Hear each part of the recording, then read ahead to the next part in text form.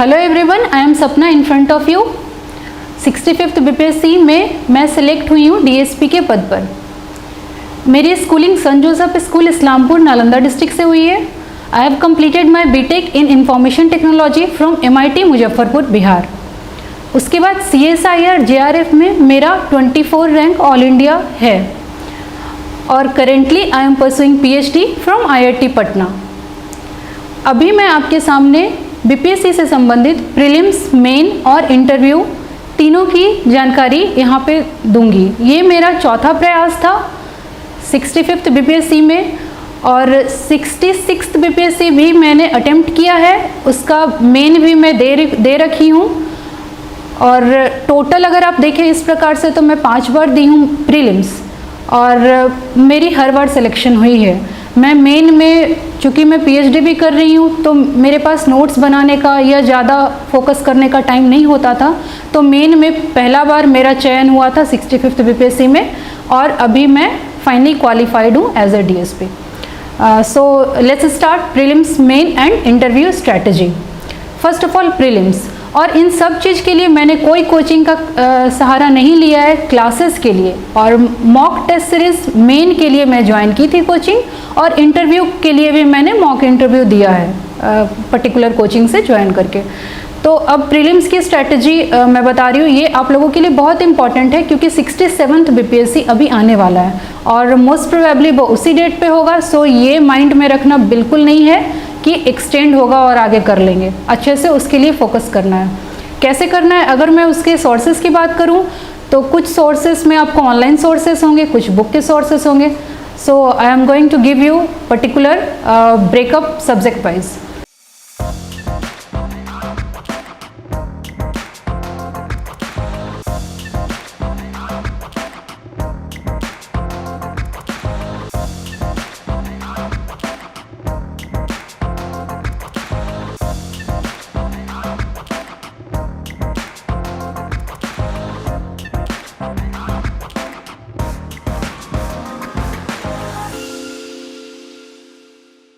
History की अगर बात करें तो उसमें 30 और मोर क्वेश्चन आता है। ये बिल्कुल ही एनालाइज्ड पैटर्न है जो मैं अभी बता रही हूँ। दैट 30 और more question include ancient, medieval and modern history all. Science की अगर बात करें तो फिजिक्स, केमिस्ट्री, बायोलॉजी, ये तीनों है। मोस्टली आपको केमिस्ट्री और बायोलॉजी पे फोकस करना है और किसी साल तो ऐसा भी हुआ कि कंप्लीट केमिस्ट्री से 19 आ गए। तो टोटल आपको साइंस में भी ना 20 और मोर क्वेश्चन आना ही आना है। आपको क्या करना है कि लूसेंट से पूरे के पूरे साइंस को बिल्कुल मगअप कर जाना है। जैसे मैंने केमिस्ट्री और बायोलॉजी खास करके, तो केमिस्ट्री का जो अलॉयज जैसे होते हैं, कौन से अलॉय किससे बना है, बिल्कुल कॉमन है ये सब चीज़। तो आपको इतनी बार पढ़ना है ना कि उसके फॉर्मूले, कौन से मेटल से कौन सा बना है, ये सब चीज़ बिल्कुल अच्छे से मगअप करना और फिजिक्स को भी एक लुक देना है, तीनों को देखना है and you can give more focus to chemistry and biology. History के लिए भी मैंने लूसेंट को फॉलो किया है, but apart from Lucent I have also followed Mohammad Tariq. Chronology उसके अपेंडिसेस में दिए हुए हैं, बहुत अच्छे हैं और बुक भी मैंने कंप्लीट पढ़ा है। थोड़ा कभी मैंने स्पेक्ट्रम का भी हेल्प लिया है। प्रीलिम्स के लिए जनरली मैं ज़्यादा स्पेक्ट्रम को फोकस नहीं की हूँ। मैंने Mohammad Tariq and Lucent for history and for science as I have told it's Lucent only and only. Geography की बात करें तो 11th और 12th की NCERT आपको देखना है। मेरा ऑप्शनल ज्योग्राफी है तो मैं और भी चीज़ों को पढ़ी हूँ, बहुत सारे बुक्स, आपको उससे संबंधित नहीं पढ़ना है। आपको बस 11th 12th का दोनों NCERT मतलब टोटल 4 NCERT आपको पढ़ना है। Now coming to polity, it's only Laxmikanth for prelims, main, interview, everything. और इकोनॉमिक्स से रिलेटेड आपको कोई डीपली पढ़ने की ज़रूरत ही नहीं है for BPSC I am telling. थोड़ा बेस नॉलेज तो आपको होना चाहिए। 9th 10th का NCERT आप एक बार देख सकते हैं। मेनली आपको इकोनॉमिक सर्वे ऑफ बिहार बहुत अच्छे से देखना है, वो बहुत बल्कि है तो कंप्लीट आपको देखने की कोई ज़रूरत नहीं है फॉर प्रीलिम्स। स्पेशली आपको उसका स्टार्टिंग के हर एक चैप्टर का, उसमें 12-13 चैप्टर होते हैं और उसके पहले भी इंट्रोडक्शन होता है। इंट्रोडक्शन में सभी चैप्टर का शॉर्ट में दिया होता है, तो आपको एटलीस्ट वो जो इंट्रोडक्शन है उसको कंप्लीट पढ़ना है और उसके बाद आपको खुद इंटरेस्ट आएगा और आपको सभी चैप्टर के स्टार्टिंग के फ्यू पेजेस तो पढ़ना ही पढ़ना है। क्योंकि जैसे पूछ देता है ना, road density in Bihar is, third highest, second highest कितना है, वो चीज़ पूछ देगा। तो उससे संबंधित आपको जानना है। फिर कुछ भी हाल में कुछ योजनाएं, स्कीम्स आने वाले हैं, तो ये भी ना लिखा होता है इकोनॉमिक सर्वे में। जब आप इसको न्यूज़ में देखोगे तो बहुत अच्छे से पढ़ लोगे, ठीक है। तो I have told about history and science, polity, geography. For economics you have to follow economic survey. Now the most important is current affairs related question.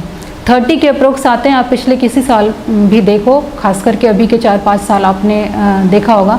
मैं उसको अटेम्प्ट भी की हूँ and also I have qualified in all the 5. So current affair के लिए आपको क्या करना है, आपको बिहार से संबंधित करंट अफेयर के लिए अलग से करना है और नेशनल इंटरनेशनल के लिए अलग से करना है, ठीक है. तो नेशनल इंटरनेशनल करंट अफेयर से संबंधित आप या तो विज़न को या तो दृष्टि मैगज़ीन, दोनों में से कोई एक मैगज़ीन को आप फॉलो करो, वो अच्छा है. आप एक क्विक लुक दे दो. और बिहार के करंट अफेयर के लिए डीडी बिहार पे बहुत अच्छा उसका न्यूज़ है. आप डीडी बिहार का न्यूज़ को फॉलो करो रेगुलरली, हो सके तो उसको लिखिए.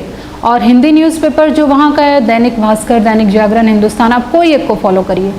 अगर आप ये सब कुछ भी नहीं कर पा रहे हैं करंट अफेयर के लिए, तो उसमें आपको क्या करना है कि बहुत सारे चैनल्स ऐसे हैं ना जो प्रीवियस 1 ईयर के आपको करंट अफेयर दिए हैं फॉर बीपीएससी, यूट्यूब पे भरा हुआ है.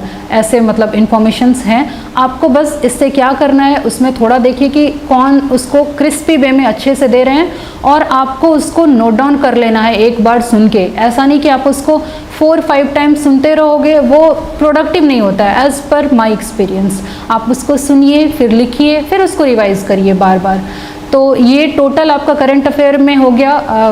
पूरे जो 30 के अप्रोक्स क्वेश्चन हो गए, जैसा मैंने बताया. हिस्ट्री में मोर देन 30, साइंस का हो गया 20 के अप्रोक्स, ज्योग्राफी 12-13 तो होते ही होते हैं, पॉलिटी का भी वही है 12-13, and economic survey and Bihar related fact, उसके लिए आपको अरिहंत या क्रॉन की बुक बिहार के लिए अलग से आता है, वो लेना है और उसको बिल्कुल अच्छे से करना है. बिहार में कौन सा झील कहाँ है, जैसे कन्वर झील एक बार पूछ चुका है. फिर बिहार में अभी डॉल्फिन सेंचुरी से रिलेटेड न्यूज़ में है, तो वो सब चीज़ें आपको थोड़ा सा जानना है. जैसे बहुत सारा होता है ग्रेटर एडजुटेंट से रिलेटेड फैक्ट्स, ये सब पूरे वर्ल्ड में बिहार में बहुत ज़्यादा मात्रा में पाया जाता है. तो ये सब चीज़ें अगर आप न्यूज़ देखोगे ना तो बिल्कुल अच्छे से ये हो जाएगा. एंड 150 में आपको ये सब टोटल कर लोगे तो अप्रोक्स 110 आपको टारगेट करके चलना है, क्योंकि धीरे धीरे जो कट ऑफ है वो इंक्रीज़ होते जा रहा है. 66th बीपीएससी में यू हैव सीन बहुत हाई कट ऑफ गया था. कितने लोग ऐसे थे जिन्होंने बहुत अच्छा कहा था कि प्रीलिम्स गया है, पर बाद में उनका नहीं हुआ selection, just because the cut off was very much high. So you have to prepare for 110, ताकि उसमें क्या होता है कि 4-5 क्वेश्चन डिस्प्यूटेड भी होते हैं. तो आपको उन सब डिस्प्यूटेड क्वेश्चन के एस्पेक्ट में कुछ सोचना ही नहीं है. आप ऐसे चलो कि आप 10 नंबर का मार्जिन लेकर चलो, तब तो 99-100 तो पक्का आना ही आना है. So you have to prepare like that only. And I think that's all for prelims. So now I can start main. Main के लिए 4 पेपर होते हैं जनरली. हिंदी जो कि बस क्वालिफाइंग होता है, you have two means make out only 30 marks. तो जो हिंदी मीडियम वाले हैं उनके लिए तो जनरली प्रॉब्लम होता नहीं है, वो लोग कर लेते हैं क्योंकि 30 ही नंबर लाने हैं आपको. अभी जो इंग्लिश मीडियम वाले हैं उनको थोड़ा प्रॉब्लम होता है. वो मुझे भी बहुत प्रॉब्लम हुआ था इनफैक्ट हिंदी में, मैंने उसके लिए प्रिपेयर करा था. तो वो चीज़ें आपको थोड़ा सही से देखना है. आप कैसे प्रिपेयर करोगे, तो 9th-10th का NCERT का हिंदी था, मैंने उसको फॉलो किया. मुझे उससे ज़्यादा का मुझे ज़रूरत नहीं पड़ा. अगर जैसे मेरा कुछ लोगों का होता है इंक्लूडिंग मी, हर्षेकार, दीर्घकार, ये सब गलत हो जाता है जिनका इंग्लिश मीडियम हो उनका खास करके. तो मैंने व्याकरण पोर्शन को बहुत स्ट्रांग कर लिया. पर्यायवाची, विलोम, अनेक शब्द के लिए एक शब्द, संधि विच्छेद, समास विग्रह, उपसर्ग, प्रत्यय, ये सब आता है. आपको बिल्कुल अच्छे से करना है. मुहावरा, लोकंक्तियाँ, बहुत ज़्यादा अच्छे से आप ये सब कर सकते हो. और दैट्स इट फॉर हिंदी. थोड़ा इसको अच्छे से करिए. जैसे समास, संधि, ये सब का जो परिभाषा है ना, ये भी 10 नंबर का आता है. कभी कभी तो 63rd या 64th कोई एक में 15 नंबर का भी आया है, राइट. तो आप ये सब कर लोगे, हो जाएगा. Now coming to GS paper. 2 GS paper होते हैं, GS 1, 2 एंड ऑप्शनल. टोटल 4 हुए. Hindi, GS 1, GS 2, optional. Optional का मैं आगे दूसरे लेक्चर में एक्सप्लेन करूंगी. Now I am going to explain GS 1 and GS 2 1 by 1. So first of all I am going to start GS 1, general studies paper 1. इसमें 3 section होते हैं. First is history and art and culture, section 1 है। Section 2 international relation से related, और third is the statistics. So first one अगर हम history and art and culture की बात करें, ये पूरे आपके मेन के प्रिपरेशन में आपको सबसे ज़्यादा कॉन्फिडेंस दे सकता है। You can begin with this portion actually. इसमें 18 एंड 19 मेन टॉपिक्स है। If you prepare those topics you can clear this section actually. तो इसमें क्या है, एक तो आर्ट एंड कल्चर वाले पोर्शन होते हैं। आर्ट एंड कल्चर में मौर्य आर्ट, पाला आर्ट, पटना कलाम आर्ट, पिछले 5 साल का अगर आप देखो ना तो 2 बार मौर्य आर्ट आ चुका है, 2 बार पटना कलाम आ चुका है, 1 बार पाला आ चुका है। बट इट डजेंट मीन कि आप बस यही तीनों करो। बहुत पहले का अगर आप प्रीवियस ईयर क्वेश्चन को देखोगे तो प्रीवियस ईयर क्वेश्चन में एक बार ऑल पेंटिंग्स ऑफ बिहार भी पूछ चुका है। So you have two means keep in your mind कि बाकी को भी देखना है। जैसे मधुबनी पेंटिंग है, मंजूषा पेंटिंग है, और मधुबनी पेंटिंग बहुत ज़्यादा न्यूज़ में है। मतलब मधुबनी पेंटिंग से संबंधित जैसे राजधानी ट्रेन में वो पूरा मधुबनी पेंटिंग से सजाया गया था, पटना के रोड पे हर जगह सजाया हुआ है। तो ये बहुत ज़्यादा न्यूज़ में, और इनके कलाकार विश्व में बहुत ज़्यादा प्रसिद्ध हो रहे हैं। बिहार के ये मधुबनी पेंटिंग को पूरे विश्व में बहुत ज़्यादा नेम एंड फेम मिल रहा है। तो ये ऐसा हो सकता है कि अगले किसी ईयर में पूरे 38 मार्क्स का यही पूछ दे। तो you have to focus on this also. बाकी हिस्ट्री के टॉपिक्स की बात करें, एक टॉपिक हो गया आर्ट वाला सेक्शन जो अभी मैंने बताया, Maurya, Pala, Patna Kalam mainly and others also. Second है एक मीन्स जो 3 है ना, you have to concentrate on that also, Rabindranath Tagore, Gandhi and Nehru, right. So Mahatma Gandhi, Nehru and Tagore से तो क्वेश्चन आता ही आता है। ये तीनों आपको अच्छे से करना है। और इसके साथ में भी हाल में क्या हो रहा है, जैसे अभी आ गया था 66 में सुभाष चंद्र बोस एंड INA का क्वेश्चन, ठीक है। और उसके पहले JP नारायण एंड राम मनोहर लोहिया से रिलेटेड क्वेश्चन। तो ये क्यों आ रहा है, ये इसलिए क्योंकि ये सब न्यूज़ में है अभी, राइट। इस साल मीन्स एक बहुत बड़ा सेरेमनी हुआ था कोलकाता में, जिसमें हमारे प्राइम मिनिस्टर भी गए थे। सुभाष चंद्र बोस एंड INA इसलिए बहुत इम्पॉर्टेंट थे, तभी वो क्वेश्चन पूछा गया। और ऐसे भी अभी आज़ादी का अमृत महोत्सव 75वां मनाया जा रहा है, तो आपको उससे संबंधित न्यूज़ जानना है। INA was very much important during independence, so you have to know this things also. एक पोर्सन ये हो गया। दूसरा आपको जैसे संथाल रिवोल्ट हो गया, बिरसा रिवोल्ट हो गया, उनसे संबंधित आपको सारे फैक्ट्स अच्छे से देखना है। और हो सके तो इनमें आप क्या करना, जैसे अगर संथाल का क्वेश्चन पूछा, जो संथाल परगना आप एक्सप्लेन जब करोगे ना, आपको क्या करना है ना कि आपको बिहार मैप भी बना देना है। ये एटलीस्ट बिहार मैप तो आपको ड्रॉ करना ही करना है, बिल्कुल अच्छे से प्रैक्टिस। और उसमें आप बिहार मैप बना दो, और उसके थोड़ा नीचे के पोर्शन में जहाँ से जहाँ तक संथाल परगना आएगा, ऐसा नहीं कि बस बिहार वाले में आप इंडिकेट करो। पूरे इंडिया में जो मेनली बिहार झारखंड के क्षेत्र में संथाल परगना कार्वाट हुआ था, that you have to show on map also. यही आपका मार्क फेच करने का तरीका है। मैंने RTI से भी अपना आंसर शीट मंगवाया है, तो मार्किंग कितना देते हैं वो लोग, मुझे ये भी अच्छे से मैंने एनालाइज किया हुआ है, मैंने देखा है। सो आपको मार्क्स फेच करने के लिए ये सब पॉइंट्स ज़रूरी है। वेस्टर्न एजुकेशन भी एक बहुत इंपॉर्टेंट है, उसके क्रोनोलॉजी को आप आंसर में मेंशन कर सकते हो। Apart from writing in para only, आप उसकी क्रोनोलॉजी को मेंशन कर दीजिए। वेस्टर्न एजुकेशन देखिए पिछले 2-3 बार पूछ चुका है, बहुत मीन्स ज़्यादा ही हो रहा है। बस इसमें क्या डिफरेंट होते हैं, कभी ऐसा लिखा होता है कि वेस्टर्न एजुकेशन 1857 से 1947 तक, कभी लिखा होता है 1910 तक, तो वो टाइमलाइन का फ़र्क होता है, पर the question is same, right. So अब क्विट इंडिया मूवमेंट सपोज आया, तो ऐसा नहीं कि आपको बस इंडिया लेवल का क्विट इंडिया मूवमेंट लिखना है। अगर नहीं भी पूछा है बिहार का पर्सपेक्टिव, फिर भी आपको बिहार का perspective you have to include, and that is very much important. So chronology डालना है, जहाँ हो सके हिस्ट्री में मैप डालना है, मैप के अंदर आप इंक्लूड करिए पटना कलाम के आर्टिस्ट कहाँ से कहाँ गए थे, कब, वो सब कुछ आपको इंडिया मैप में इंक्लूड कर देना है। आप एरो बना के उसको शो कर दीजिए, दैट इज़। अभी दूसरा सेक्शन अगर हम GS पेपर 1 की बात करें तो इंटरनेशनल रिलेशंस और करंट अफेयर से रिलेटेड है। इसमें क्या है कि 2-3 मुद्दे हैं मेनली। एक तो है कि नेबरिंग रिलेशंस कैसे हैं इंडिया का, उसमें नेबरिंग कंट्री का आप पढ़िए। देखिए पिछले कुछ साल में नेपाल भूटान का पूछ चुका है, फिर डोकलाम इशू पूछ चुका है, और एक है कि नेबरिंग नहीं है but that matters very much for India's international arena, right. तो उसमें जैसे कि कुछ ग्लोबल एरिना पे चल रहा है मैटर, जिसमें कि इंडिया भी बहुत ज़्यादा प्रभावित है। सपोज यूएस ईरान डील हुआ था, वो पूछा था इसमें। अब फिर आईओसी मीटिंग में पार्टिसिपेट किए थे इंडिया के एक्सटर्नल मिनिस्टर, राइट, तो वो भी आया हुआ है। लास्ट आप फ्यू ईयर्स का क्वेश्चन देखिए, ये सब आया हुआ है। फिर एक तो हुआ ये नेबरिंग रिलेशन, और दूसरा हुआ कुछ ग्लोबल एरिना पे इंपॉर्टेंट चीज अगर चल रहा है and that impacts India a lot, so that is very much important in the question also. Third point is WTO या यूएनएससी से रिलेटेड क्वेश्चन भी पूछता है, ये इंपॉर्टेंट है। फोर्थ वन है जो फोरम्स होते हैं ना, बिम्स्टेक, ब्रिक्स, एससीओ, अभी हाल के 4-5 ईयर्स के क्वेश्चंस अगर आप देखो तो बिम्स्टेक पूछ चुका है, ब्रिक्स पूछ चुका है। तो ये इसलिए क्योंकि उसी समय पे समिट हुआ था।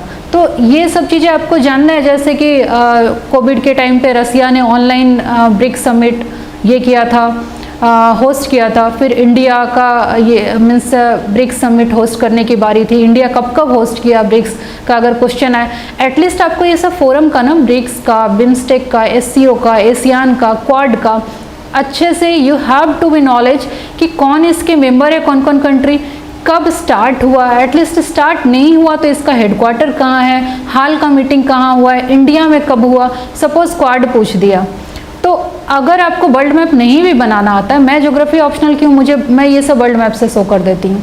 अगर आपको वर्ल्ड मैप नहीं भी बनाना आता है, आप उसको क्या करो, जैसे क्वाड आया, आप एक क्वाड्रिलेटरल डाल दो और वहाँ पे चारों कंट्री को मेंशन कर दो। अब वर्ल्ड मैप में इतना आपको आइडिया होना चाहिए कि कहाँ पे किसको मेंशन करें। जैसे यहाँ पे अमेरिका, ऑस्ट्रेलिया, जापान, इंडिया को कैसे हम मेंशन करें, that you have to know. Quad का अगर आप मेंबर जानोगे कौन है तो आप ये भी शो कर दोगे, राइट। सो ये हो गया इंटरनेशनल रिलेशन संबंधित क्वेश्चन। मेनली 3-4 टॉपिक्स थे, एक नेबरिंग कंट्री, दूसरा जो ग्लोबल एरिना में इंपॉर्टेंस चल रहा है, तीसरा WTO and UNSC, and the fourth one is the forum that is BRICS, BIMSTEC, SCO, ये सब हो गया। थर्ड वन आया द मोस्ट इंपॉर्टेंट स्टैटिस्टिक्स, जिसको अगर आप कर लोगे that will fetch very good marks, right. Okay, तो स्टैटिस्टिक्स में क्या करना है, आपको कहीं और से नहीं सॉल्व करना है, मेनली आपको करना है जो प्रीवियस ईयर क्वेश्चंस बिहार के हैं वो आपको बिल्कुल अच्छे से सॉल्व करना है स्टैटिस्टिक्स का। First thing previous year question, second thing वो जो 4 क्वेश्चन आते हैं उसमें से कौन सा आपको बनाना है, that is very very much important. जैसे मैंने क्या गलती कर रखा है, मैं 2 बार मेरा इस कारण से मैं 63rd और 64th में 12 नंबर से मेरा चयन नहीं हुआ। मैं इंजीनियरिंग बैकग्राउंड की होते हुए बिल्कुल सही स्टैट बनाई, लेकिन जब मैं आरटीआई से क्वेश्चन आंसर शीट मंगवाई तब मैंने ये देखा कि ये तो बहुत बड़ा ही डिफरेंट, बस आपका सिनेरियो है, आपका नज़रिया है कि आप कौन क्वेश्चन को चूज़ करते हो। इसमें होता क्या है कि सपोज कुछ क्वेश्चन ऐसे होते हैं ना जिसमें आपको डेटा दिखता ही नहीं है ठीक से, 3.456 होना चाहिए कि 3.56 होना चाहिए, ऐसा क्वेश्चन देता है बीपीएससी। पिछले साल 1-2 साल से थोड़ा कम दे रहा है पर देता है। तो अगर आप उसको बनाने लगो ना, आपका स्टेप पूरा सही भी है, फाइनल आंसर अगर गलत है ना वो लोग कट कर देते हैं। और मैं ऐसा क्वेश्चन 2 बार अटेम्प्ट कर चुकी थी, 63rd में भी 64th में भी। तो आपको इसी तरह से इम्प्रोवाइज करना है, वैसा क्वेश्चन आप नहीं लीजिए। According to me pie chart का डेटा हमेशा ही क्लियर कट होता है, आप उसका बहुत प्रैक्टिस करिए, एक क्वेश्चन तो आपका क्लियर है। और बाकी बार ग्राफ वगैरह जिसका आपको डेटा सही दिखे ना, आप मोस्टली वही क्वेश्चन देखिए। जैसे मेरा पूरा स्टेप सही था, फाइनल आंसर गलत था, वो लोग नहीं देते हैं मार्किंग, वो पूरा कट करके 1 या 2 नंबर दे देते हैं। और जो दूसरा है कि आपका स्टेप गलत है और फाइनल आंसर सही लिख दो, ये भी बहुत धारणा होता है कि सही दे देंगे, ऐसा नहीं है। बीपीएससी बदल चुका है, आपको स्टेप्स और फाइनल आंसर दोनों ही बिल्कुल सही होने चाहिए। और एक और है कि लोग बोलते हैं कि 36 मार्क्स का होता है ना स्टैट, तो 36 में 36 दे देगा अगर सही बनाएंगे तो। मैंने आरटीआई से 3 बार मंगवाया हुआ है, मैं देखी हूँ वो कुछ क्वेश्चंस में कंप्लीट देते हैं आपका। Apart from steps and final marks सही होते हुए भी कोई ज़रूरी नहीं कि आपको 9 में से 9 मिलेगा, ठीक है। आपको हो सकता है वो 7 दे दे क्योंकि आपने जिस स्टेप्स को फॉलो किया सपोज उनके माइंड में कुछ और हो, ऐसा भी हो सकता है। तो ये नहीं मानिए आपकी आप दोनों स्टार्ट करके आप टारगेट पहले से किए रखिए कि आपका 72 तो फिक्स हो गया। डोंट फिक्स दैट थिंग, आपको बस सही से बनाना है। हाँ ये है कि आपको 9 में से 7, 8 दे देते हैं, कभी कभी 6 भी देते हैं अगर आपका दोनों चीज़ सही है तो, राइट। सो ये आपको करना है सही से और गलत डेटा वाले क्वेश्चन को चूज़ नहीं करना है। और मैंने ये RTI से मंगवाया, उसमें ये सब चीज़ों का मैंने अच्छे से देखा है। एक चीज़ और होता है आंसर सीट में, जब RTI से मंगवाई हूँ बहुत ज़्यादा ये सब न्यूज़ में भी रहता है कि मार्क्स कट करके 2 एग्जामिनर होते हैं तो 19 कट करके 18 दे दिए या 19 कट करके 21 कर दिए। तो ये होता है, ये मैं 3 बार मंगवाई, सब बार में है और ऐसा होता है। आप इन सब चीज़ों पे बिल्कुल ना ध्यान दें कि वो क्या कर रहे हैं, आपको बस अपना प्रिपरेशन बहुत अच्छा करना है, राइट। सो ये GS 1 का हो गया। Now GS 2। GS 2 में फिर से 3 सेक्शन है, section 1, section 2, section 3। Section 1 is polity, section 2 is economic geography and section 3 is science and tech, right. So अगर सेक्शन 1 की बात करें, पॉलिटी, बहुत ज़्यादा मार्क्स फेच कर सकते हो आप इसमें, क्योंकि कोई ऐसा नहीं है कि बिल्कुल ही अनप्रेडिक्टेबल टाइप आएगा। एटलीस्ट 2 तो आप तुरंत सॉल्व कर सकते हो। जनरली ऐसा होता है, 4 में से 3 बनाना होता है और कभी कभी 5 भी दे देते हैं। जनरली आपको 4 में 3 बनाना होगा। आपको क्या करना है, फर्स्ट ऑफ ऑल तो Laxmikanth is the only means key source of polity, तीनों ही स्टेजेस के लिए, प्रीलिम्स, मेन एंड इंटरव्यू के लिए। एक तो कि लक्ष्मीकांत को आपको फॉलो करना है, उसमें भी आपको क्या ज़्यादा पढ़ना है क्या कम पढ़ना है। पूरे बुक को ऐसा नहीं कि आप प्रीवियस ईयर क्वेश्चन देखें, कुछ टॉपिक को पढ़ लिए और बाकी चैप्टर को आपने छोड़ दिया, उसमें ज़्यादा चैप्टर है। I know this fact, you people also know this, but the main thing is that कि आपको क्या करना है, जो मेन टॉपिक है, जैसे गवर्नर, प्रेसिडेंट, इनसे संबंधित प्रश्न आते ही आते हैं। पिछले 5 साल में 2 बार पूछ चुका है गवर्नर।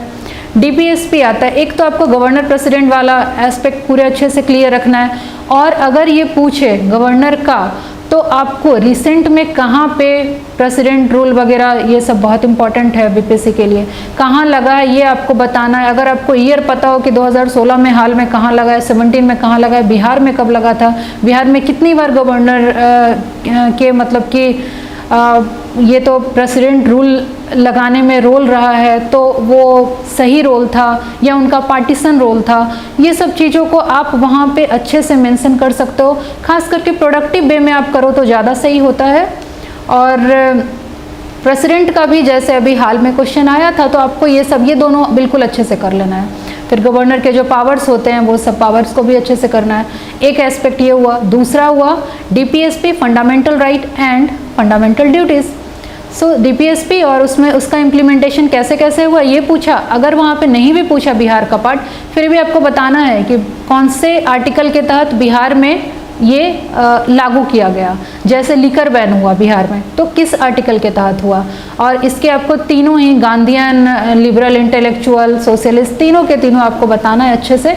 और उसके बाद मुझे ये आर्टिकल वाइज पूरा याद है, तो मैं पहले पूरा आर्टिकल वाइज लिख देती थी। फिर उसके बाद इम्प्लीमेंटेशन कब हुआ, इम्प्लीमेंटेशन बाय गवर्नमेंट, सेंट्रल या स्टेट दोनों, उसी में स्टेट का भी ऐड कर देती थी। कम से कम 9-10 मैंने पॉइंट बनाया हुआ है। ग्रेटर एडजुटेंट का जो ये हो रहा है, कंजर्वेशन हो रहा है, उसके बारे में आप लिख सकते हो कौन से आर्टिकल से संबंधित है। ये सब DPSP का ही तो इम्प्लीमेंटेशन है। फिर आप डॉल्फिन का जो सेंचुरी बना, लिकर बैन से रिलेटेड, ये सब आप बता सकते हो। सेंटर का भी जो भी इम्प्लीमेंटेशन हुआ, you have to know. So DPSP, fundamental right, fundamental duty हो गया, governor, president. Another one is the election, बहुत इंपॉर्टेंट है। इलेक्शन रिलेटेड बहुत सारे चीज़ पूछते हैं, जैसे एक बार एपिक पूछ चुका है और उसके जो भी हाल में अगर हुआ है तो वो हो गया। फिर रीजनल पार्टी, उसी को थोड़ा डिफरेंट वे में पूछ दिया एक बार, टू मेनी पार्टीज़, तो उससे संबंधित बात वही हुआ। रीजनल पार्टी बहुत है और उनका सेंटर स्टेट रिलेशन में क्या असर पड़ता है, अगर रीजनल पार्टी का प्रोडक्टिव क्या पॉजिटिव क्या negative, you have to know this, ये वाला। फिर जुडिशियल एक्टिविज्म भी आपको अच्छे से जानना है। इसी प्रकार आपको जो मेन है वो तो पढ़ना ही है, लेकिन कुछ डिफरेंट, जैसे प्रेशर ग्रुप पूछ दिया था, पहले नहीं पूछा था, तो अगर आप प्रेशर ग्रुप नहीं पढ़े रहोगे तो नहीं बना पाओगे, लेकिन वो बहुत ईजी है। तो you have to keep in mind कि जो दूसरे चैप्टर है ना लक्ष्मीकांत के, उसको भी थोड़ा फोकस कर लो, और न्यूज़ में क्या चल रहा है पॉलिटी से संबंधित, you have to know this. Agriculture bill जैसे अभी 3 आया, तो हो सकता है कि इसको आपको पॉलिटी में पूछते, हो सकता है इकोनॉमिक ज्योग्राफी, कभी कभी ये भी होता है कि इन सब एस्पेक्ट को वो पेपर 1 के सेक्शन 2 में पूछते हैं, international relation and current affair related, right. So ये पॉलिटी का बात हो गया। अब इकोनॉमिक ज्योग्राफी, इकोनॉमिक ज्योग्राफी के पोर्शंस के लिए आप कंबाइंडली पढ़ सकते हो, इसका कोई बहुत बिल्कुल ही अलग से ज़्यादा पढ़ने की ज़रूरत नहीं है। इसका आप मेन चीज़ें कर लो, और मैं इसका नोट्स वगैरह नहीं बना पाती थी, तो मैंने यहाँ पे कोचिंग संस्थान का नोट्स का लिया, मैंने आस्था का नोट्स लिया था, और अनएम्प्लॉयमेंट, एग्रीकल्चर, पॉवर्टी, अब पॉवर्टी से रिलेटेड ही दूसरे चीज़ें भी पूछ सकता है, मतलब फूड सिक्योरिटी, ये सब। फिर तो मुझे वो बहुत प्रोडक्टिव लगा। अगर आपको खुद आप नोट्स बना पा रहे हो then it's okay. Unemployment, poverty, agriculture, subsidy, ये सब चीज़ों को आप बिल्कुल अच्छे से देख लीजिए और नोट्स बना लीजिए, और इससे रिलेटेड फैक्ट्स वगैरह भी देख लीजिए। ये इकोनॉमिक ज्योग्राफी का हो गया। फिर मॉनसून वगैरह भी पूछता है, ये भी एक इम्पॉर्टेंट एस्पेक्ट है। और third section is science and tech, right. Science and tech में आप क्या क्या पढ़ोगे? Nuclear energy very much important, pollution, ISRO and several other, जैसे फ्लड एंड ड्रॉट भी पूछ देता है।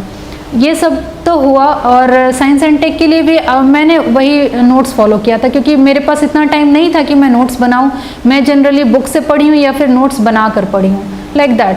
तो इसके लिए इन तीनों ही चीज़ों के लिए, मीन्स पेपर 2 के तीनों के लिए या फिर पेपर 1 के लिए, आपको ओवरऑल क्या करना है ना, कि जो मैं ओवरऑल बुक लिस्ट का एक बार फिर से आपको रिकॉल कर दूं। एक तो बिहार से रिलेटेड अरिहंत या क्रॉन आपको देखना है, क्योंकि आपको बिहार का फैक्ट्स डालना ही डालना है। और जैसे साइंस एंड टेक में कुछ क्वेश्चंस ऐसे आ जाते हैं ना, कहीं पे यूरेनियम से रिलेटेड न्यूज़ में रहा है, या फिर जैसे ग्राउंड वाटर पॉल्यूशन का आर्सेनिक, फ्लोरीन, ये सब आयरन से संबंधित कुछ ज़्यादा ही न्यूज़ में आ गया हो, तो इन सब से संबंधित भी क्वेश्चन पूछता है। और जैसे एनर्जी रिसोर्सेज का भी पूछ दिया, फिर कन्वेंशनल एनर्जी, ये सब चीज़ें आपको बिल्कुल अच्छे से आना चाहिए। ग्लोबल वार्मिंग, तो ये सब पॉल्यूशन के एस्पेक्ट हो गए। अभी 65th और 66 में आप देखोगे ना, तो बहुत क्वेश्चन पूछा है कोविड से रिलेटेड। क्यों? क्योंकि न्यूज़ में है बिल्कुल, तो आपको न्यूज़ आइटम को तो बिल्कुल ही अच्छे से देखना है। कोविड से रिलेटेड जो एस्पेक्ट पूछा, तो मैंने क्या यहाँ पे किया, जैसे कोविड से रिलेटेड पूछा, इसका इकोनॉमिक पर्सपेक्टिव, सपोज सोशल में क्या होगा, समाज में उससे क्या मुश्किलें आएंगी। जैसे सबसे ज़्यादा तो माइग्रेंट वर्कर ही प्रभावित हुए ना, माइग्रेंट वर्कर प्रभावित हुए, महिलाएं प्रभावित हुई। जैसे एक टर्म इससे रिलेटेड है FOMO, fear of missing out, old age, कि बुजुर्ग लोग जो घर से बाहर निकल पाते थे वो अब नहीं निकल पाते हैं, कोविड के कारण नहीं निकल पाए, तो उनको जो प्रॉब्लम हुआ। तो ये सब टर्मिनोलॉजी आप डाल सकते हो। और ये हो गया, जैसे आप इसके सोशल सिनेरियो अलग से लिख दो, इकोनॉमिक अलग से लिख दो। कोविड का जब आया ना, तो मैंने इनफैक्ट उसका मैंने विजन से ये सब अच्छे से कर रखा था।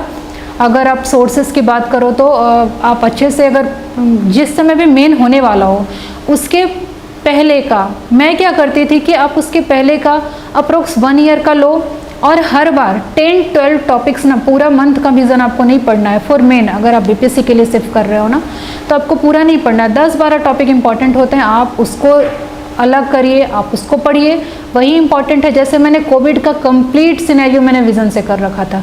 और मैं दृष्टि मैगजीन भी पढ़ती हूँ, मैं किसी टॉपिक को उससे पढ़ती हूँ, कभी कभी इससे पढ़ती हूँ। तो मेरे पास मतलब कोविड में डालने के लिए बहुत सारे कंटेंट्स थे। मैंने इनफैक्ट जब कोविड का क्वेश्चन बनाया, तो उसका जो वायरस का पिक होता है, स्पाइक प्रोटीन और क्या क्या, मैंने वो भी बनाया। मैंने पूरा वर्ल्ड मैप बनाया, क्योंकि मेरा ज्योग्राफी ऑप्शनल है, तो मेरे पास ये पॉजिटिव है। आप भी डिफरेंट वे में फॉलो कर सकते हैं। मैंने पूरा वर्ल्ड मैप बना के कहाँ पे कोविड स्टार्ट हुआ, जैसे कहाँ ज़्यादा, जो सबसे ज़्यादा अफेक्टेड कंट्रीज़ हैं, अमेरिका, इंडिया, ब्राज़ील, ये सब को मैंने उसमें बना के और उसको फिर मार्क कर दिया, थोड़ा लाइनिंग या cross whatever you want. So ये सब चीज़ें आपको सही से देना है। और थर्ड, इंटरव्यू की, तो ये बहुत ज़्यादा इम्पॉर्टेंट है और आपको अच्छे से करना है प्रिपेयर इंटरव्यू के लिए। मोस्टली जैसे आप अभी क्या कर रहे हो, मैं जैसे अभी पीएचडी कर रही हूँ, तो आप अभी क्या कर रहे हो वो देखना है, आपका ऑप्शनल क्या है वो देखना है, आपका ग्रेजुएशन किस चीज़ से है वो देखना है, और करंट अफेयर और बिहार से संबंधित ये तो देखना ही है। सपोज़ मेरे से जो पूछा गया प्रश्न, तो 30 से 32 क्वेश्चन मेरे से पूछे गए थे। पीएचडी से संबंधित 9-10 क्वेश्चन थे, ज्योग्राफी ऑप्शनल से संबंधित फिर से 8-9 क्वेश्चन यू कैन टेल।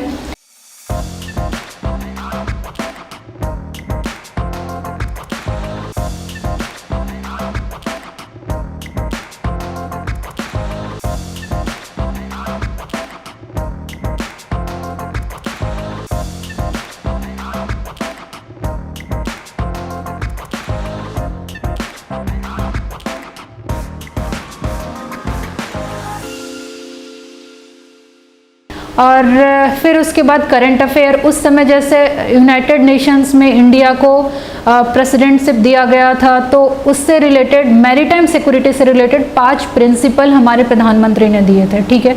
तो वो मेरे से पूछा गया, तो मैं उसको कॉन्फिडेंटली बता रही थी। तो जब मैं 2 ही बताई, वो लोग को लग जाता है कि आपको आ रहा है, तो वो क्वेश्चन फिर चेंज कर देते हैं। फिर मेरे से सागर पूछा गया, इंडियन ओशन से संबंधित। फिर मतलब इस प्रकार आपसे क्वेश्चन पूछे जाएंगे। फिर करंट अफेयर का अलग हुआ, बिहार से क्वेश्चन, इस तरह से इंटरव्यू का क्वेश्चंस आता है। और आपको मेनली आपका कॉन्फिडेंस लेवल करना है, और आपका लक भी बहुत डिपेंड करता है फॉर इंटरव्यू एक्चुअली। और बहुत सारे बोर्ड अलग अलग मार्क्स देते हैं, ऐसा नहीं है, थोड़ा लक भी होता है। कुछ बोर्ड्स बहुत मार्क्स दे रहे हैं, कुछ बोर्ड्स कम दे रहे हैं, वो आपका टाइमिंग कैसा है, पर उस पर आपको ध्यान नहीं देना है, आपको तो प्रिपेयर अच्छे से करना है। Okay, so that's it for overall strategy. और उसमें आपको मेन प्रीलिम्स पे अभी आपको ध्यान देना है, क्योंकि अगला एग्जाम तो 67 बीपीएससी का आने वाला है 12 दिसंबर को। और एक चीज़ और मैं बहुत इंपॉर्टेंट बताना चाहूँगी, इस पूरे के पूरे मेरे प्रिपरेशन की जर्नी जो भी थी, आपको बहुत सारे सराउंडिंग्स में या फिर रिलेटिव्स में मिलेंगे ऐसे मीन्स नेगेटिव थॉट्स आएंगे, बहुत लोग आपको डिस्करेज करेंगे। आपको उन सब चीज़ों से बचना है। आपको ओवरऑल चीज़ें क्या करना है, आपको मतलब मोरल आपका बहुत स्ट्रॉन्ग रखना है, आपको मेंटल स्टेबिलिटी बना के रखना बहुत ज़्यादा ज़रूरी है। आपको इन सब चीज़ों से बचना है। और अगर आप गिव अप नहीं कर रहे हो, आपने ठान लिया आपको कैरी ऑन करना है, तो आप उसको बिल्कुल करोगे और आपको पॉजिटिव लोग भी मिल जाएंगे। जैसे मुझे भी कुछ लोग बहुत पॉजिटिव मिल गए, जिनका हेल्प मुझे मिला। और बाकी आपको जो भी जहाँ से भी लगता है कि आपको प्रॉब्लम हो रहा है, आपके प्रिपरेशन में किसी प्रकार की बाधा आ रही है, यू कैन स्किप उन सभी लोगों को जितना हो सके। आप अभी प्रिपेयर करिए, बिलीव मी, आपका अगर एग्ज़ाम हो जाएगा सब ठीक हो जाएंगे। So don't worry about those thing, just be positive and you can prepare very well. So all the best for next exam. Thank you.